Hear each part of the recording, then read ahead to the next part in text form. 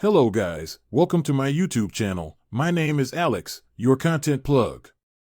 Today, I want to talk to you about how you can make money online as a freelancer.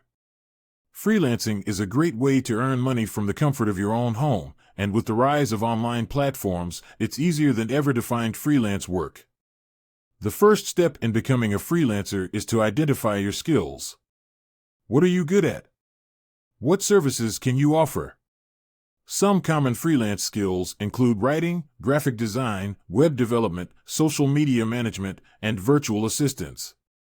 Once you've identified your skills, it's important to create a portfolio that showcases your work. This can include samples of your writing, design work, or anything else that demonstrates your abilities. You can use a platform like Behance or Dribbble to showcase your portfolio. Next, sign up for a freelancing platform that best suits your skills and start applying for jobs. Make sure to fill out your profile completely and include your portfolio so that potential clients can see your work. When applying for jobs, make sure to tailor your cover letter to the specific job and client. Highlight your relevant skills and experience and explain why you're the best fit for the job.